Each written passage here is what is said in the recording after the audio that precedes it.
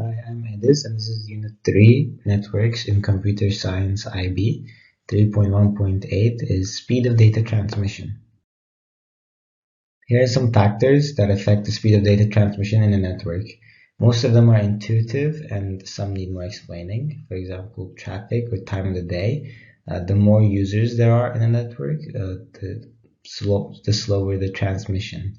The distance is also an effect. If the signal has to travel further, it will take longer.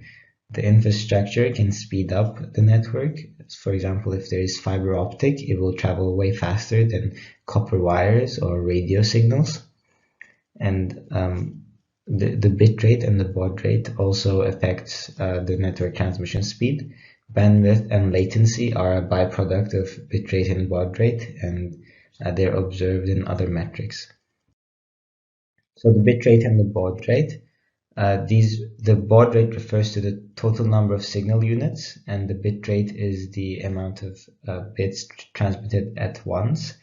So in more detail, it would be this is a transmission in a network, and as you see, there's zeros and ones from high and low voltage.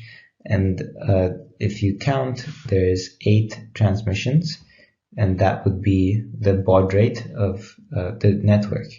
To increase the bit rate of the network, we could increase the voltage range and assign different voltage values to different bits. So in this case, we're transmitting the same amount of signals, the 8, but there are different values, and this allows the bit rate to be higher, while the baud rate is still the same.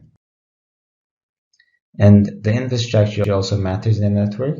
There are 3 different modes of transmission. Simplex is when the data is transmitted one way. Duplex is when it goes both directions. And half duplex is when the data goes in both directions, but only one direction at a time. Social issues of networks. As we are making networks faster, the technology needs to be tested more to reduce health risks.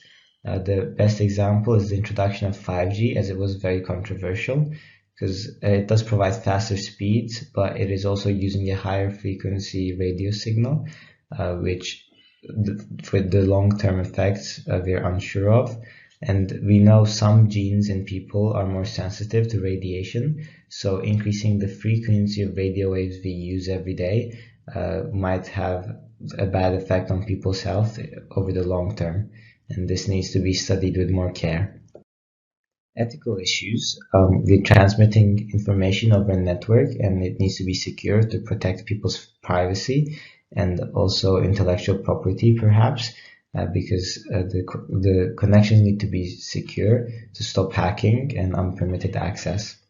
Technology also gets outdated every so often, which requires old hardware to be disposed, and most of them end up in landfills where they harm the environment. Since the technology is advanced, it cannot biodegrade, and we need to recycle the components in networks and computers to keep the environment clean.